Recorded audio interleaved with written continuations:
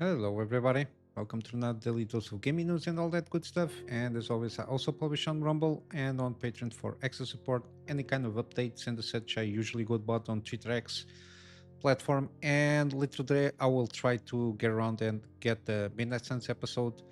Um, Again, still reeling off all the situations. Next week, I'm going to have also a little bit busy. I might miss maybe 1 or 2 days throughout the week, resolving my visa stuff there, which is I have to go out and be in person. But yeah, other than that, I don't foresee any kind of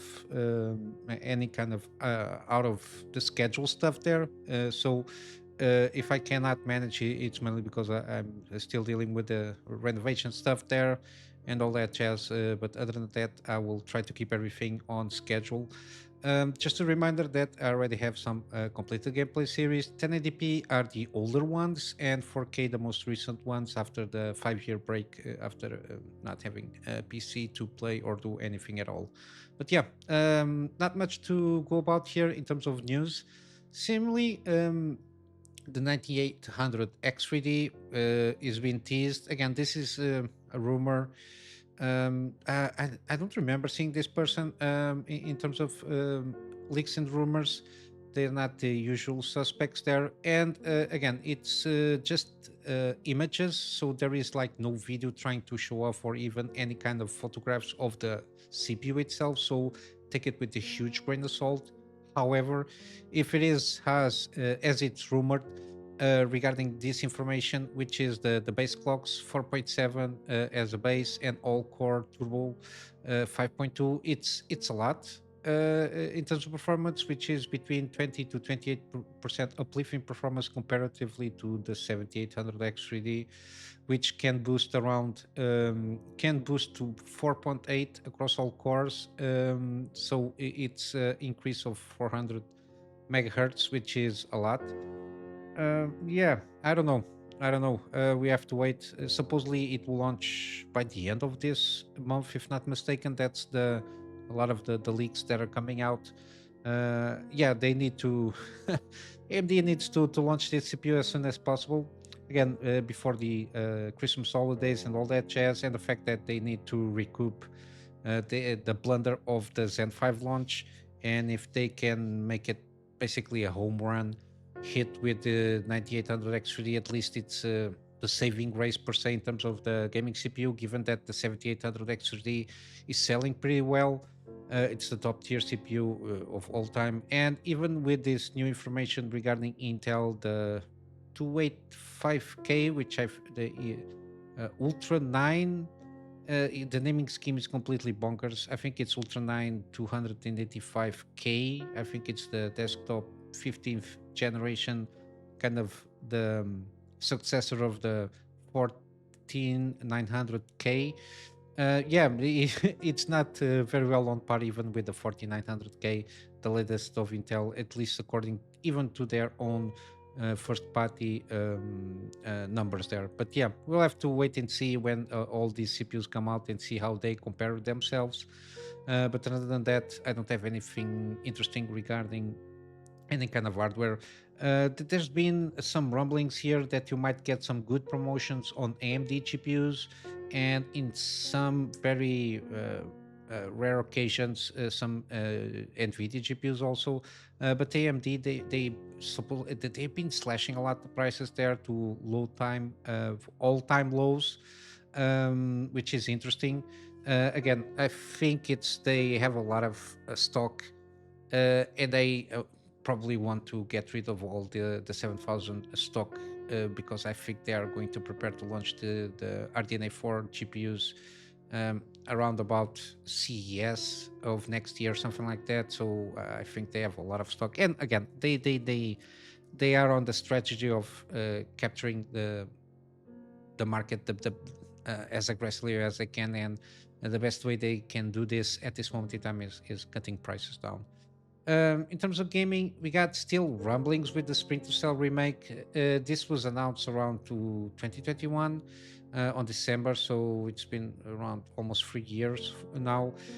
and supposedly it's the a remake of the 2002, sorry, DOG Splinter Cell. I remember playing this game when it came out. I really quite enjoy the Splinter Cell series. Not all of them are perfect. Some of them are not so good, but again, it was kind of a niche on their own. Like stealth gameplay, stealth games were on the low turn. We didn't have a lot of franchises there.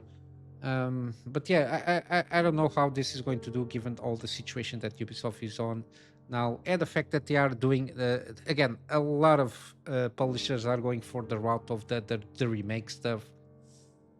Again, I kind of understand. It's something that it's proven to sell, and it is less risks involved on investing on the IP that already has a fan base. But yeah, maybe they can start. The only issue I have with Ubisoft is the storytelling of the game, because I like they lost themselves a little bit on the plot side of things regarding the overarch story of Sam Fisher. But yeah, if they can manage to go about and try to leverage the Snowdrop engine that they have, I don't know. But given all the situation that Ubisoft have, given that we might see something happening in a very near future, or regarding going private, or basically Tencent buying gobble up everybody there, I don't know which kind of projects and which kind of layoffs going to affect which kind of studios, and with that, what kind of projects are on the pre-production, production cycle there that might be completely canceled. I don't know. Even though there are still some rumblings going around here regarding the Splinter Cell remake. I think they should. It's been 10 years plus, I think, since the last Splinter Cell game came out.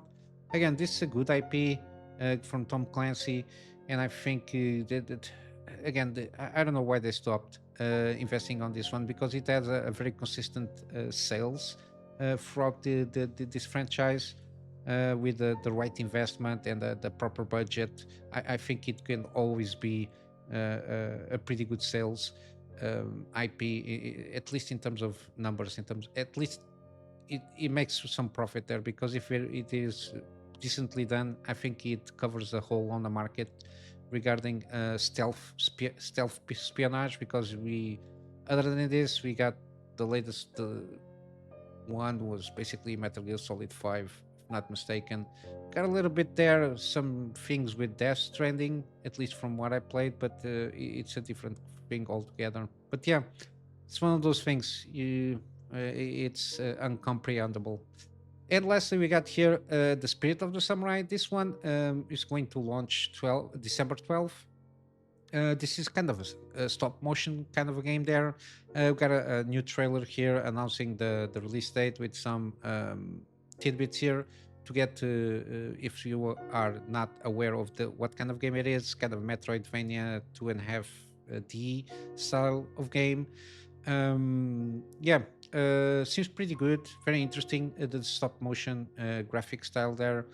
Yeah, I'm very interested to see how good this game will be when it launches, and then we have console version will follow at a later date. Again, I don't know when, but yeah, you can already start wishlisting this game if you want to. I will probably leave a link on the description below. But yeah, this is what I got that I caught my main attention here.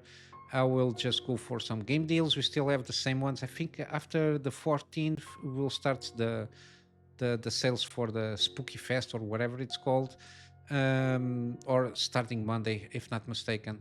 But yeah, in the meanwhile, we got Lords of Fallen. The deluxe edition is 50% off. Planet of Lana 50% off. And then we got the Long Dark. We got two versions. The base game, if not mistaken, is 50% off, and then the survival mode is 40%. I think it's a complement of the standalone. But yeah, it's what I got here. And then on GOG, we still have Darkest Dungeon, the OG game, 85% off. This is the standard edition, but we got the Ancestral edition that might be, it has more stuff there. Then we got Inside 75 and Limbo 75% off also. Then we got Mutant Year Zero Road to Eden, the deluxe edition. This is a pretty good game. I already did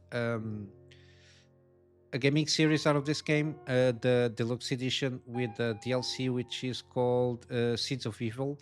Again, a pretty decent game at this price point. I think it's the maximum that I give in terms of the price to buy this one. Above 18 $20, above that I don't recommend that much, even though it's a pretty decent game. But yeah, it's their first foray in this kind of games from the bearded ladies, and they have the also, if not mistaken, the Miasma Chronicles, which I think it's an improved in terms of kind of same genre kind of game, different world and setting. But yeah, it's not a bad one. But yeah, maximum to $20 for this game with the DLC there. It's my recommendation. But I really quite enjoyed this game here. And then finally we got Spirit Farewell Edition, 75% off. I think this one has a demo. Yeah, we got a demo here. If you're not sure if this game is for you, it's always good to see that when they put a demo there for you to try it before you take a chance on the buy. But yeah, always good to see this. But yeah, for today, this is it. I will leave with a plug on my Patreon here. The for the extra support. The extra support this moment in time is for me to be able to get around and trying to get a better storage solution so I can get backups of stuff that I do for my clients, and of course some extra space for the videos that I do for the channel. And with all that said, I hope you have a full day, and I will see you in the next one. So until then, Kunamy Master out.